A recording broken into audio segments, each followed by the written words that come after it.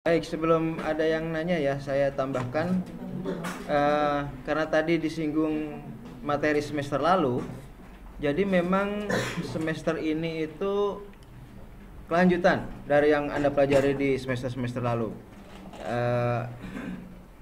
Mata kuliah ini adalah bersumber pada seperti judul hari ini, yaitu regulasi atau undang-undang dan kode etik jurnalistik kalau untuk wartawan ya. Jadi mata kuliah ini bersumber pada itu. Nah, apa bedanya dengan semester-semester lalu? Kali ini kita bertitik menekankan pada contoh-contoh kasus pelanggaran-pelanggaran wartawan yang kemudian diproses dengan baik Undang-Undang Pers, Undang-Undang 40 tahun 99, 32 tahun 2002 tentang penyiaran ya. Tadi Undang-Undang 40 99 tentang pers ya, bukan pers ya, pers ya.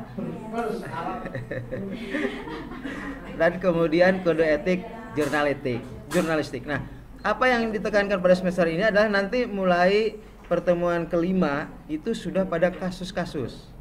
Ya, saya kasih contoh saja misalnya untuk beri gambaran kepada Anda, dan ini bisa juga dipilih, Anda pilih ya. Saya sudah beberapa pilihkan, misalnya kasus wawancara fiktif. Ya. Pernah ada kasus wawancara fiktif,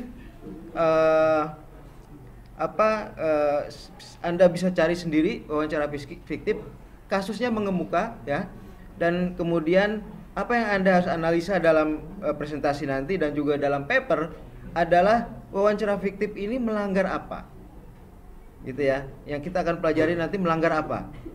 Misalnya kalau kita lihat di tadi kode etik jurnalistik kan sudah disebutkan sama teman-teman Anda itu. Misalnya pasal 1, wartawan Indonesia bersikap independen, menghasilkan berita akurat, berimbang dan tidak beritikat buruk ya. Kalau itu fiktif, maka apakah itu akurat? Dipertanyakan kan? Tentu itu melanggar. Karena sesuatu yang fiktif ya tidak akurat lah, tidak sesuai dengan fakta gitu kan. Kemudian tadi pasal 2 disebutkan wartawan Indonesia menempuh cara-cara yang profesional. Kalau fiktif itu dalam dunia kewartawanan sama sekali tidak profesional. Ya. Karena itu tidak sesuai dengan faktanya, tidak ada faktanya bahkan. Kemudian wartawan Indonesia tidak membuat berita bohong, fitnah ya. Nah, artinya wawancara fiktif itu isinya kebohongan karena tidak sesuai fakta. Nah, itu contoh satu ya, misalnya akan kita pelajari kalau Anda mengambil ini. Contoh wawancara fiktif. Kemudian contoh lain yang sudah saya sebutkan beberapa kali adalah kasus pemberedelan Monitor dan Tempo ya. Kalau Monitor kasusnya itu adalah penelitiannya siapa itu wartawan yang pernah saya sebutkan, kok bisa lupa ya. Nah, itu tentang peringkat Nabi Muhammad ya. Arswendo Atmawiloto ya. Anda bisa, ini ada di pertemuan nanti ke berapa gitu, kelima yang membahas tentang itu.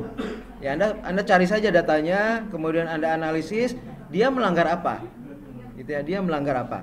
Apakah melanggar UU 4099 atau UU 32 tahun 2002 ataukah melanggar kode etik jurnalistik gitu ya. Dari sisi apanya Anda sebutkan nanti.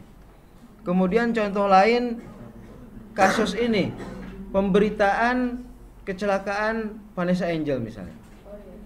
Anda lihat kan bagaimana mayat Vanessa Angel itu tergeletak di jalanan dan itu disorot benar-benar jelas gitu. Tidak disensor. Kita bisa lihat kan?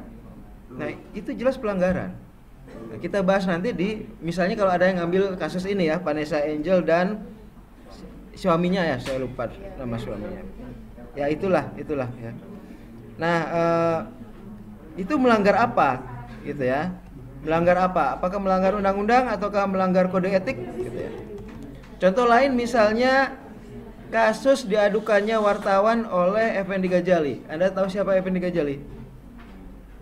Ya, itu dosen UI lah ya. Dia ahli komunikasi ya, pakar komunikasi. Nah, Effendi Ghazali itu melaporkan wartawan yang dianggap melanggar pasal 1 kode etik jurnalistik. Tadi pasal 1 disebutkan bahwa, saya harus lihat dulu takut salah. Wartawan Indonesia bersikap independen, menghasilkan berita akurat, berimbang dan tidak beritikat buruk. Ya. Kalau Anda mengangkat kasus Effendi Ghazali dengan wartawan Indonesia, cari kira-kira kenapa ini diadukan oleh EG ya, oleh EG kepada Dewan Pers kalau tidak salah. Oke, kemudian contoh kasus lain yang bisa Anda ambil kalau masih mencari-cari ya, karena kan semuanya sudah dapat itunya apa namanya topiknya ya. Kalau masih belum mendapatkan contoh kasus, misalnya ada lagi kasus Indopos yang melanggar kode etik.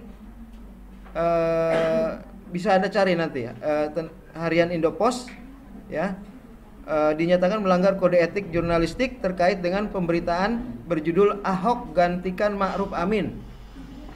Nah, apa itu berita, apa itu Anda cari sendiri, dan kenapa dianggap melanggar kode etik ya, Ahok gantikan Ma'ruf Amin.